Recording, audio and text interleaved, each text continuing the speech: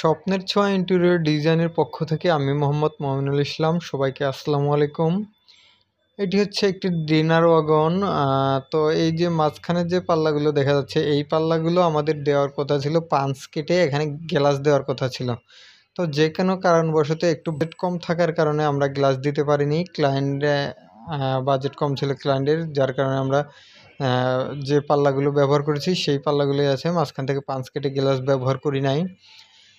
এগুলো হচ্ছে ক্রাউন্টিক বোর্ড, আহমেদ ব্র্যান্ডের ক্রাউন্টিক প্লাইবোর্ড। এটা আরেকটা বোর্ড আছে যেটা হচ্ছে বিনিয়ার বোর্ড, তবে বিনিয়ার বোর্ডের প্রাইস কম, টিকসই কম, আর সেই জন্য আমরা প্লাইবোর্ড ব্যবহার করেছি একটু টিকসই মজবুত বেশি হওয়ার জন্য। এখানে আমরা ফ্রন্ট সাইডগুলোতে লেকার পলিশ করে দিয়েছি মেশিনে স্প্রে করে। মূলত আমি নিজেই মালামাল সহ কাজ কন্ট্রাক্টে নিয়ে থাকি, একদম চিপ রেটে কাজ করার চেষ্টা করি, যেহেতু আমি নিজেই মিস্ত্রি, নিজে হাতে কাজ করে থাকি, সেই জায়গা থেকে একদম কম রেটে কাজ নেওয়ার চেষ্টা করি ইনশাল্লাহ।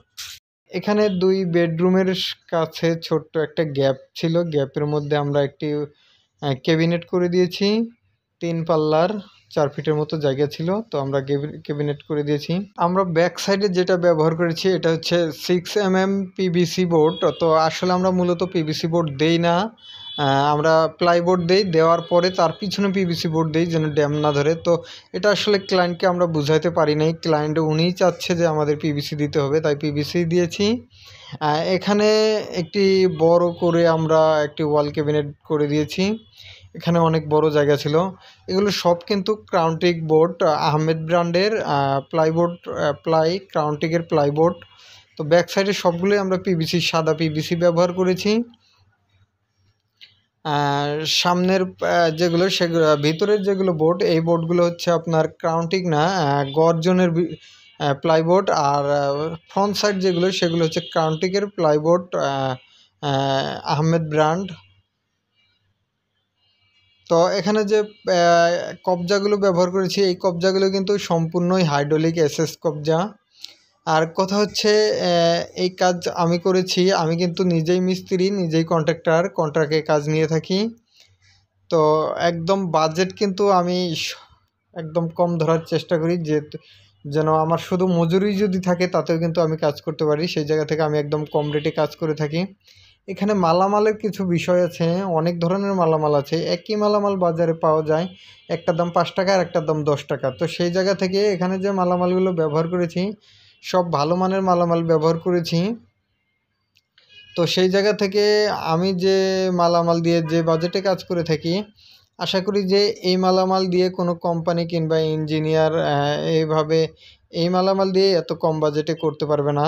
তো আপনারা যদি কাজ করতে ইচ্ছুক হয়ে থাকেন কিংবা কোনো প্রকার পরামর্শের দরকার থাকে, তাহলে আমাকে অবশ্যই হোয়াটসঅ্যাপে কল দিবেন। আমি কাজ না করালেও সমস্যা নেই, তবে আমি আপনাদের ভালো যে পরামর্শটা সেটাই দেওয়ার চেষ্টা করব ইনশাল্লাহ। আমাকে ফোন দিবেন, কোনো প্রকার সমস্যা নেই। তো এখানে ছোট্ট একটি কিচেন ক্যাবিনেটের কাজ করেছি একই সাথে। তো এখানে আসলে ফুল বাসার কাজ করেছি, অল্প অল্প করেই পুরা বাসার কাজ করেছি এখানে। তো কিচেন ক্যাবিনেটটা যেটা করেছি, এখানে আমরা অ্যাক্রিলিক বোর্ড ব্যবহার করেছি এবং পাল্লাগুলোর যে সাইড যেটা ব্যবহার করেছি এটা হচ্ছে প্রোফাইল এজিং বলা হয়। এটা কিন্তু একদম অ্যালুমিনিয়ামের, কোনো সময় মরিচা ধরার কোনো সম্ভাবনা নেই, পানিতেও কিংবা কোনো কিছুতেই সমস্যা হবে না।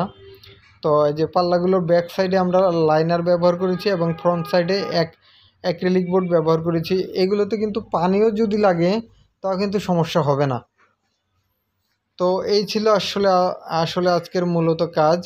তো অল্প কিছু কাজই ছিল। যদি ভালো লাগে অবশ্যই কল করবেন। পরামর্শ কিংবা কাজের ব্যাপারে কোনো কিছু জানা কিংবা আমাকে যদি কাজ দেওয়ার ইচ্ছুক হন, তাও সেটার বিষয়েও আমাকে কল দিতে পারবেন।